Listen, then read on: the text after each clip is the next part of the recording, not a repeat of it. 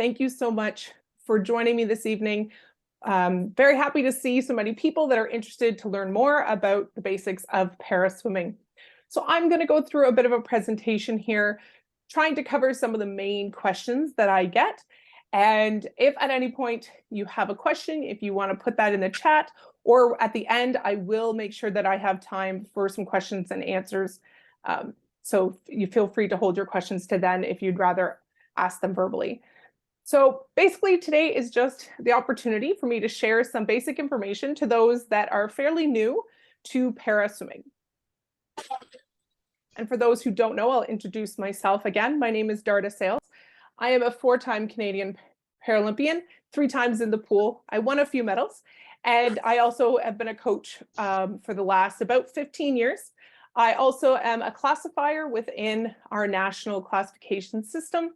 And I completed a PhD just 6 months ago looking at para-athlete development. And now I have the honor to be working with Swim Canada and Swim Ontario to help promote some of those findings and to improve the system as we have it now.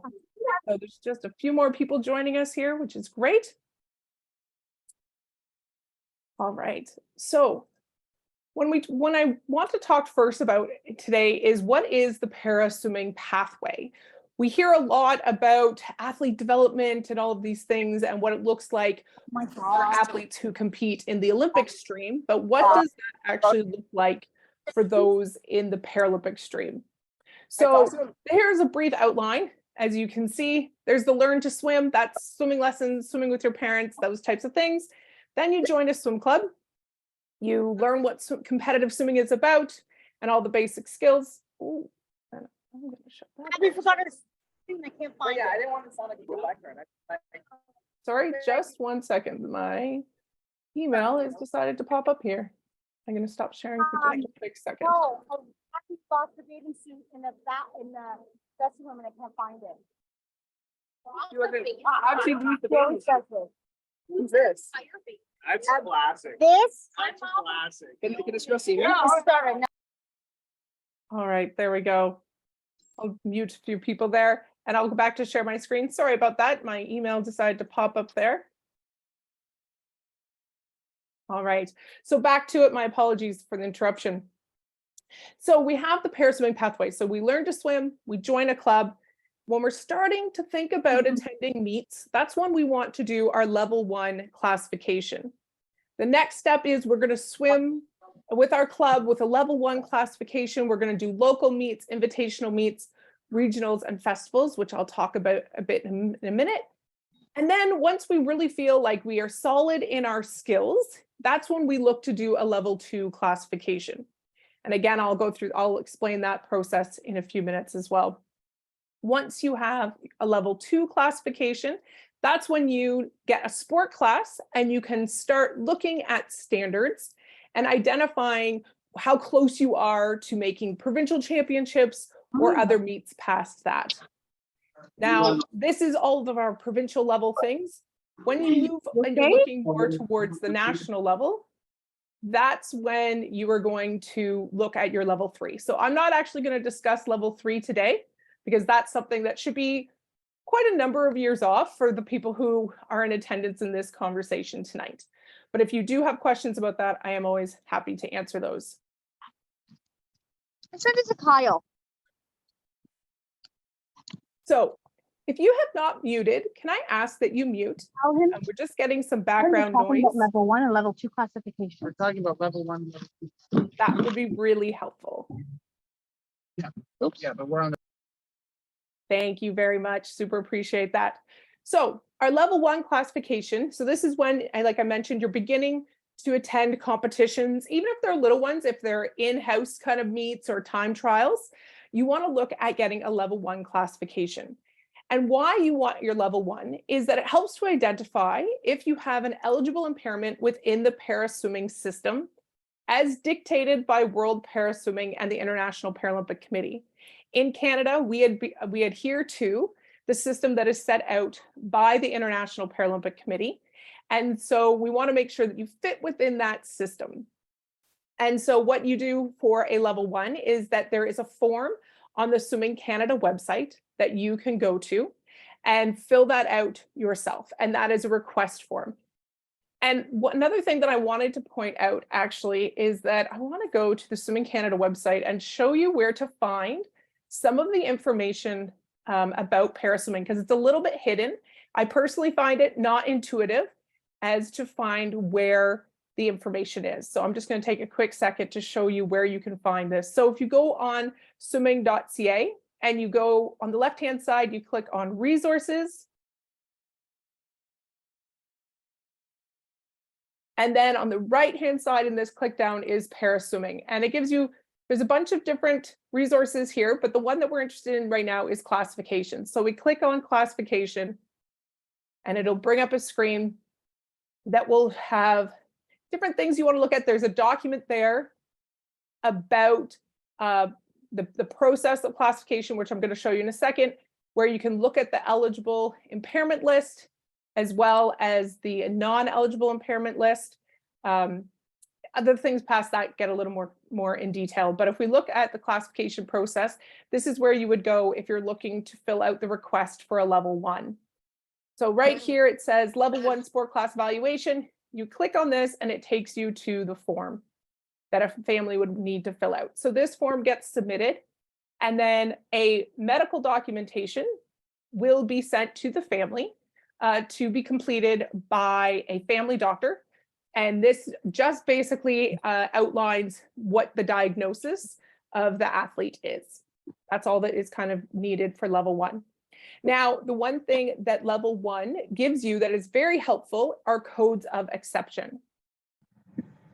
So codes of exception are given to athletes so that they are not disqualified for being unable to do some of the technical things that are typically required in swimming, as well as for safety.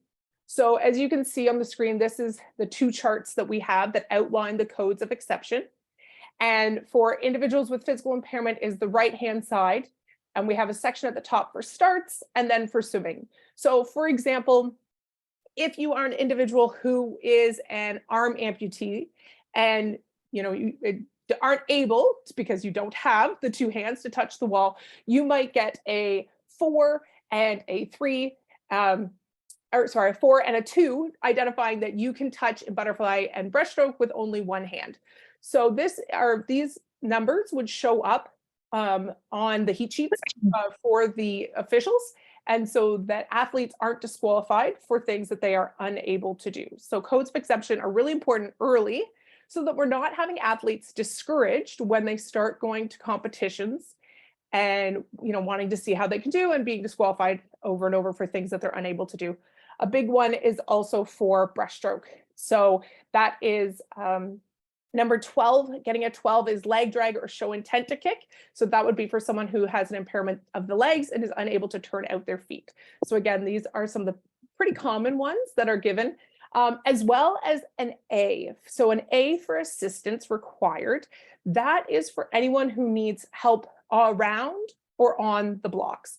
And at level 1, a lot of our athletes get an A because we understand that moving around a pool deck, it can be crowded, and we want to make sure that athletes feel as supported as possible. So the last thing I want to mention as well is the T for tapper, as you can see over on the left-hand side. That is for anyone with a visual impairment. And there is research being done that has stated that using a tapper earlier, even if someone has vision, if their impairment is progressive, you want to get a tapper early for safety purposes, as well as to learn the system of using a tapper. So a T would allow you to do that during competition. So once you have a level 1, kind of what are the competitions that are available? So those are local invitational meets. So those are meets that don't typically have time standards or aren't considered a championship meet. You can also attend regional competitions depending on the region. So each of the 6 regions, they decide their own criteria for their regional championships. And I am encouraging regions to set that criteria at a level 1 and to have a dequalifying standard so that athletes have more opportunity. And the regional competition is the developmentally appropriate competition for someone who has a level 1. Now, just in the last year, we have been able to have a criteria change for festivals. So festivals now is open to para swimmers with a level 1 classification or higher at any age. So there is no age restriction on attending festivals. There is also no qualifying standard. Instead, there is a dequalifying statement. So any para swimmer that has 3 or more provincial para standards is not eligible to attend festivals. And that's pretty reasonable. By the time that you have 3 provincial standards, you would be looking to attend and compete at a higher level at the OSCs. And so festivals is more meant for that developmentally appropriate, just getting into swimming and wanting to have an opportunity to race against other para swimmers early in development. So before we had this, a lot of para swimmers never raced another para swimmer until they got to provincial championships or OSCs. And so we wanted to develop an opportunity for the para swimmers to have that early para racing opportunity, as well as an opportunity to start building a sense of community. We know that para swimmers tend to be kind of spread out across the province, maybe 1 or 2 at a club. And so sometimes it can feel a little bit lonely. And so we want to have an opportunity where they can come together and meet and start building those relationships and those connections early in their development. So the next festivals are coming up in June, the 16th to the 18th. And I would really encourage anyone with a level 1 or higher to look at those competitions, see if it fits, if it works for your family, as it would be a great opportunity to come together and race against other para swimmers. So some developmental opportunities for the level 1 are local and regional para camps. So some of the regions have their regional camps are integrated. So that means that there is Olympic stream and Paralympic stream athletes attending at the same time. And some regions have para specific camps that are just focused on para swimmers. For example, I know that the Huronia region is just in the process of hosting a camp very soon, and I believe it's next Monday actually, and they are looking to open it to anyone who's interested in attending a camp, and that camp will be run by Michaela Tyrell, who is quite passionate about para swimming, and we're very lucky to have her running this camp.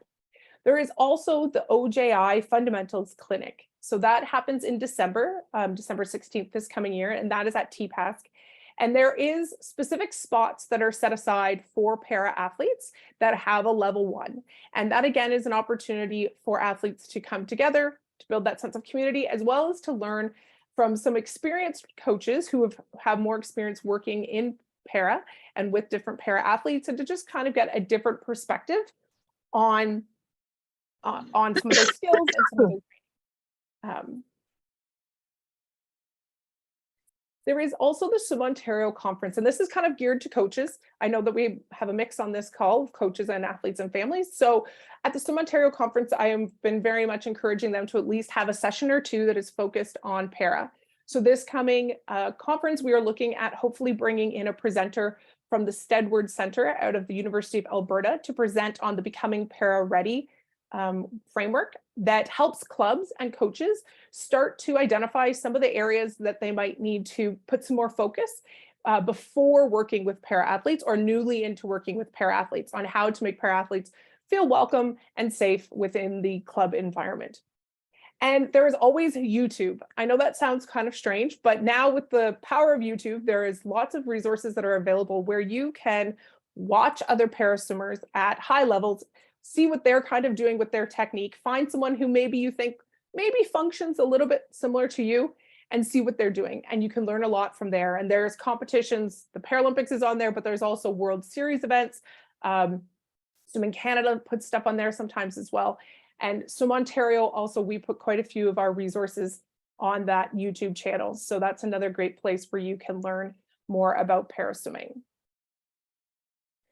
So once you have your level 1, you've been going to meets, and now you're thinking about level 2 classification. So there is quite a few things that need to be in place before moving forward with a level 2 classification request. So the first is that you need to have 2 years of swim team experience. This is kind of regardless of age. One of the big things is that there is some skills requirements in this in the assessment for a level 2, is particularly for individuals with a physical impairment. So we want to make sure that those skills are solid, because when you go to classification, you want the classifiers to be able to identify that you are unable to do something because of a functional limitation, not due to a technical lacking of technical skill. So that's why you want to make sure that your technique is as good as you can get it before going there, so that the classifiers aren't left guessing which it is. You also have to be a minimum of 12 years of age. This is a system that is tied in and very similar to what's used internationally. And due to that, they want to have the age just a little bit higher when you are starting out with this level 2. You need to be able to swim a minimum of 800 meters in a workout, because during the technical assessment, you will be asked to swim approximately 800 meters. You also need to be able to perform all 4 strokes. Like I'm watching. Because you will be asked during the classification, you will be asked to do all 4 strokes. If you are a coach and you feel that there is a stroke that is not within your athlete's reach, I would very much encourage you to reach out to myself, and I can help you work through that and maybe give you some help and tips and tricks on how we can help your athlete to achieve all 4 strokes, or as close to the 4 strokes as we can. And you also need to be able to complete all the components of the technical assessment, which I will talk about in just a minute. As well, each athlete who goes forward for a level 2 needs to have a sanctioned time, so from a sanctioned swim meet, of the 200 IM, the 50 or the 100 breaststroke, and the 200 or 400 freestyle. This is because we need to see that athletes are actually engaging in these strokes, like I said, and have some endurance, because again, this assessment is over 800 meters. So for the level 2, what actually happens on the day? I'm going to talk about that for a little bit here. And this is just for individuals with physical impairments. I will talk to the level 2 for intellectual and visual impairments in just a minute. The physical impairment is just a little bit more involved. So for the physical assessment, a coach must attend. So ideally, this is the coach that you work with day in and day out. If that coach is unavailable, because you do have to travel to a classification event, if a coach is unable to come for whatever reason, they do need to identify and send another coach or make arrangements for another coach to attend. So the first part is a bench test. So this is very, very similar to a physical therapy assessment, which most individuals with a physical impairment have gone through in their lives. And so it's pretty similar to that. So they look at a few different tests that are dependent upon your diagnosis. So there's a coordination test, range of motion, strength, length of your limbs, or your height. Again, depending upon which diagnosis you have, depends on which of these tests that they do. And each movement that you are asked to do is scored on a scale of 0 to 5. So 0 means there is no movement, not even a flicker, nothing. And 5 means that there was full function. So it would be the same function that you would expect to see in someone without an impairment. So each of these movements is scored, and those scores are added up. A full score for someone who does not have an impairment going through these tests would be 300 points. So on the bench, you need to be identified to have had functional impairment equivalent to a minimum of 15 points, so score less than 285 points to then move forward to the water test. So this just identifies that, yes, you have met the criteria for a minimum impairment to move forward. So once you do that test, and this test is done by a physiotherapist. So once you've gone through the bench test, you leave the room, the classifiers talk, they do the math. If the math works out, you move on to the water test. So the very first part of the water test is some water safety and basic skills. So these are things like glide push-offs off the wall, floats on both the front and back in both a streamlined position and with your arms at the side, as well as rolling from your back to your front and your front to your back in control without using your arms. So your arms should be in streamlined position, and it's the rotation of your hips and your shoulders that gets you to roll. Now, I mentioned this because these are the skills that we find in classification that athletes most often don't have a solid base on before coming to level 2 classification. And a lot of that may be due to the fact that a lot of these skills are kind of considered pretty basic. These are safety skills. So athletes don't tend to spend a lot of time on these, but these are very crucial because this is the first thing that the technical classifier is going to look at. So if I'm a coach, I want to make sure that my athletes have these basic skills down so that they can confidently move on to the next phase of the water assessment. So within the water assessment, you're going to do starts, turns, and all the strokes. So you will be asked to do a dive start and a back start. Your dive start, if you are unable and you don't typically use the block or do a dive start due to your functional abilities, that's okay, but you will be asked to show whatever your typical start for freestyle, breaststroke, and butterfly is. You will have to be able to perform 75 meters at race pace of freestyle, backstroke, and breaststroke, and 50 meters of butterfly, as well as 45 meters of each of the kicks. So these are kind of some basic guidelines to give you for you to be aware of, as well as to talk to your coach about to make sure that you have these skills down before moving forward with a level 2 request. If you have a neurological impairment, then there is an added step to the classification, which is 650s of the classifier's choice of stroke. Typically, this will be freestyle, but they can ask to see whichever stroke that they want. These 650s are done at 60% of your best 50-meter time. So when you come to classification, it would be great if the athlete knew what their best 50-meter of each of the 4 strokes is so that they can give that information to the classifiers when they are asked. Coaches, when level 2 classification is really important for you to attend, you can learn a lot about the functional abilities of your athlete from the classifiers and from the experience. So coaches can be there. Coaches can watch. Coaches can ask questions throughout. But most of the attention of the classifiers is towards the athlete. So that's why we want the athletes to know this information so that they can provide it when asked. So that's the class. So after that, you do the water part. They do all those things. They get classifier. Oh, I should also mention classifiers can ask for more if they need to see more. So if they're on the fence about something, they can ask to see more. So again, that's why you need to be able to do at least that 800 meters. So the classification for level 2 for an individual with a visual or intellectual impairment is quite different. It is a paperwork process. And how this works is the family is sent the medical forms to be completed by the family doctor, typically, or a physiologist. And they fill out, basically, it's like an affidavit affirming that they have done the necessary testing for an intellectual impairment or a visual impairment has been done, and that they believe that the athlete meets the requirements based on the outcomes of those tests. So a general rule of thumb for eligibility for an individual with an intellectual impairment is an IQ of less than 75.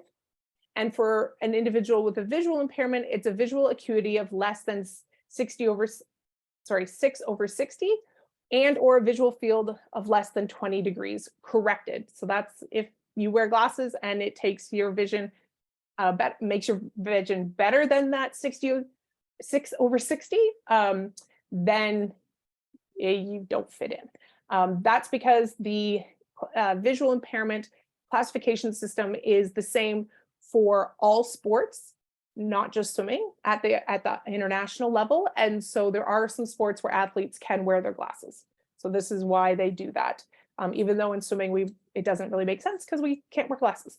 Although there are now prescription goggles, but those were not a thing when this system was first made.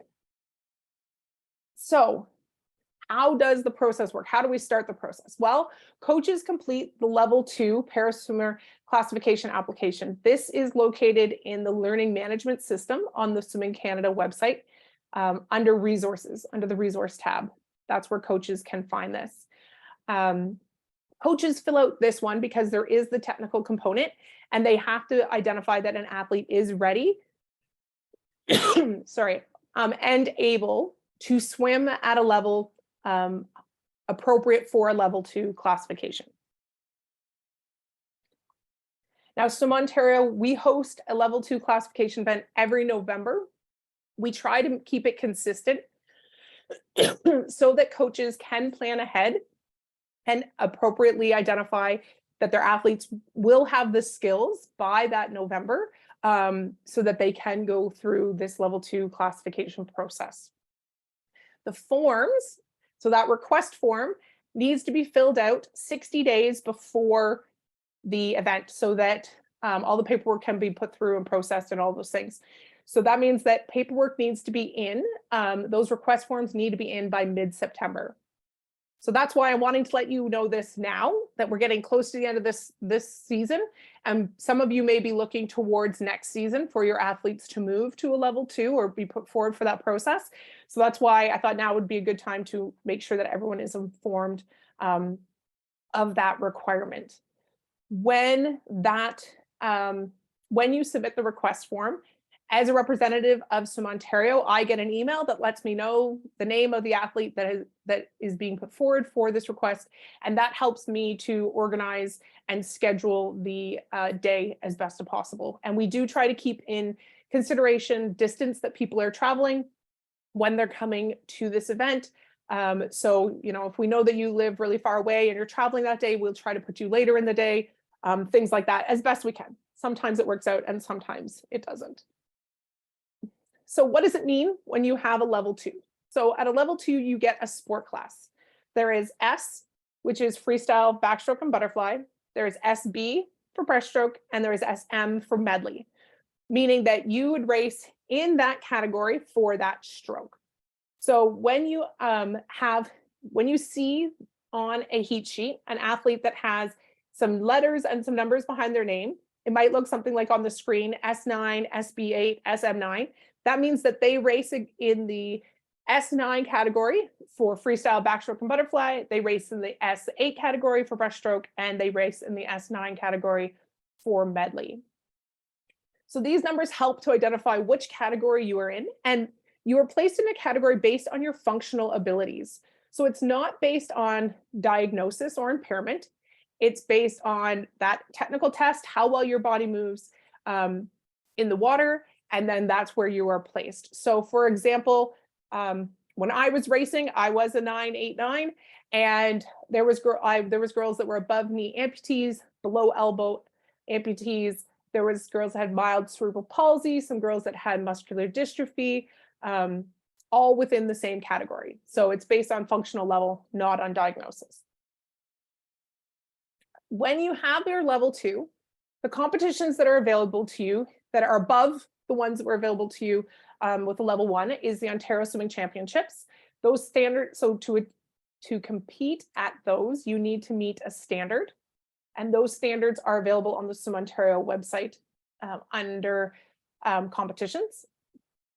There is the Ken Demchuk International Invitational, and those are also have standards, and those standards are on the Swimming Canada website. And thirdly, there is Eastern Canadian Championships.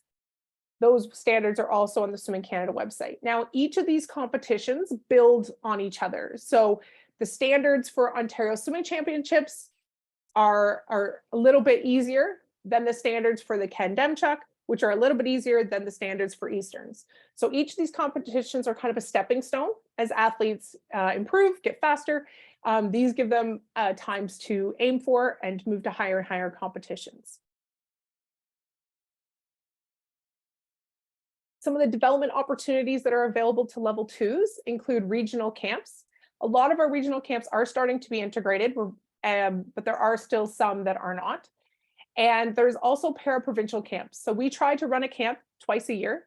So we typically run one in November. We try to run it in conjunction with that level 2 classification. So typically classification happens on the Thursday, and we'll hold the camp on the Friday, so that any athletes that come who travel, because we do host the classification at TPASC in Toronto. So anyone who's traveling in, they can stay a day and also attend the camp. And they're able to attend the camp even if for some reason classification doesn't go the way they want and they don't get a sport class, they can still attend the camp, because we feel that we want to have these opportunities available to individuals since they are traveling in, and we want people to meet and be part of the community as well. There's also some provincial tours teams that have started happening. So last year we took a team to the Ken Demchuk competition, which was in BC. And we're not sure where that's going to be this coming year, but we're hoping to take another team there as well. And another thing that we are starting this year that is new is we are going to have a Canadian Ontario Swimming Championships debrief camp the day after that competition, also at the same pool where those are happening. So typically at TPASC. We want an opportunity again for the community to come together to discuss the season, the highs, the lows, and to be there to support each other. So that's why we've started this idea of this debrief camp. This will be our first one this July, so we'll see how it goes, but I'm always optimistic that it'll go well. So that's kind of going through, what does the pathway kind of look like for you? What does classification look like? What does the process look like? Now you can find more information about the specific process of classification on that Swimming Canada website under resources, under classification. If you go to the bottom, there are 4 documents. 2 of them pertain to level 2. One is the day of. So it kind of walks you through what it's going to look like when you walk in that day, what you're going to be asked to wear, or what you're going to be asked to do, those kind of things. And then there's another document that is the technical assessment. So you can see exactly what you're going to be asked to do. It does look like it's in a specific order. Most classifiers do follow that order, but it can be mixed up other than this safety component that always happens at the beginning. Now, I also wanted to take this opportunity to let you know a little bit about my role and what I do and how I can help you. So I have been contracted to try and enhance paraswimming in Ontario. That includes everything from supporting our clubs and our coaches to enhance their knowledge and their comfort level, working with paraswimmers. It's also here for the athletes and the families to answer any questions or concerns that you may have about paraswimming. I organize and facilitate development opportunities, which includes those camps and clinics and tours. And I'm also working to raise awareness of paraswimming in the province.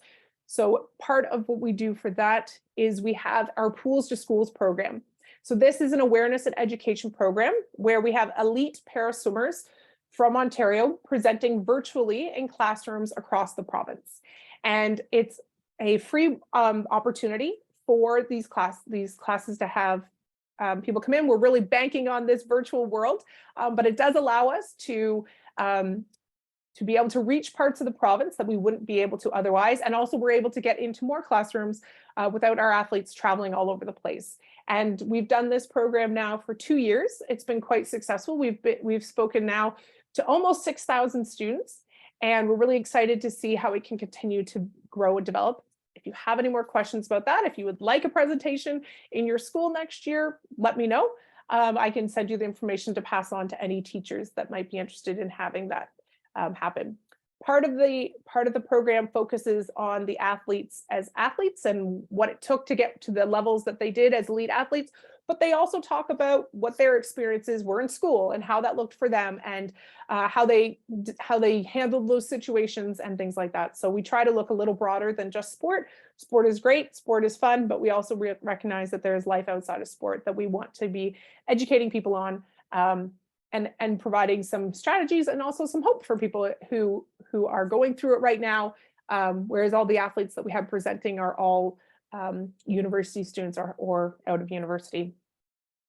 I also continually work to build relationships with community partners. So anyone that works with individuals with impairments, I'm reaching out to make connections to see where we can work together to spread the word of what paraswimming is, as well as swimming in general. While we focus mostly on the competitive side, swimming is such an amazing activity for individuals with impairments. There's so much freedom in movement in the water that we don't get on land, that we want to make sure that people understand that there's also those opportunities as well. I'm also very honored to be adding the para perspective into the conversations at Swim Ontario and Swimming Canada regarding athlete development when it comes to para athletes, and what does that look like? Because it is a little bit different. I like to say that there's nuances to it, and we just need to be aware of them. And how do we best support athletes when they have these opportunities, or when they are developing as athletes? We want to make sure that they get the support that they need in the same way that Olympic stream athletes do, but also making sure that we address the needs of our para athletes. So that is the end of, oh, sorry, no, one more slide. Sorry, I was getting ahead of myself. So I'm not sure if you've caught through this. I've said it several times. I'm really big on promoting the development of our para swimming community. As I said, athletes are spread out, and it's not as easy to necessarily always interact with other people who have similar life experience as you do when you're the only child, the only swimmer with an impairment at your club, or one of a few. And so really want to encourage people to make the effort to make those connections and build that sense of community and a sense of belonging. I can speak for myself. When I was an athlete, that was really big for me. I had those opportunities early in my development, and I think it made a really big difference. And the research that I have done tells us that as well. It's not just me. So how can you do that? Well, I really encourage you to attend the events that are offered. So there's the local competitions. Festivals is a big one. Any athlete with a level 1 can attend festivals, meet others, race in the para category, and just kind of have an opportunity to meet and see other athletes and build those relationships early in the development. There's also the OJIs, that should say clinics, not competitions. The OJI clinic in December, another great opportunity to work with different coaches, get some different ideas. Home coaches are encouraged to attend that clinic so they can learn alongside their athletes, take back some of the things they learned, continue to work on them. I also encourage you to continue to learn more. If you're a coach, there are definitely some different resources as well to help enhance your learning and understanding of the para swimming world. There is Swimming Canada's Introduction to Para Swimming module, which is available through the LMS. That module is about $15. It is typically offered for free the first week in December in connection with the International Day of the Disabled Person. So you can do it then, or it's $15. You also get PD points for that as well. There is also the NCCP Coaching Athletes with Disabilities module, which is offered. Again, it's online. It's about an hour. They're in the process of revamping that module. So if you've taken that module maybe already, I would encourage you in 2024 to take a look at that module. It should be updated by 2024, might be 2025, but they are working hard to make it relevant and practical, and hopefully hit a few more of the needs of coaches working with athletes with disabilities. There is also the Swim Ontario website. We try really hard to keep that updated, as well as the YouTube channel with any resources around para swimming. On our YouTube channel, we have 2 videos that I think really are helpful to promoting what para swimming is and why it's so important. So we have the Para Swimming Matters video, which is a little bit of talking with experienced para swimmers and their coaches about the benefits of para swimmers being in programming and how it can strengthen your program as a whole. So I really encourage you to check out that video, as well as Swimming Canada put out a Why Not Para Swimming video. That was part of their Why Not series that they started during the end of the pandemic. We were able to get them to do a para swimming version of that, and we're really excited about it. It's short, it's sweet, but it shows some of the fun parts of para swimming. I also encourage you very much to reach out through social media. There is the Para Swim Families of Ontario Facebook group. I do know that the administrator of that group has since left the province, but I think that's still a great place where people can connect, ask questions, and be supported by others in the community. There's also social media channels all over the place that also can address this that I would encourage you to look into. Staying connected is so important, and we're trying very hard to have different opportunities so that people have the ability to stay connected and build that sense of belonging within our currently relatively small community, but we are always working and to enhance that and bring more athletes in.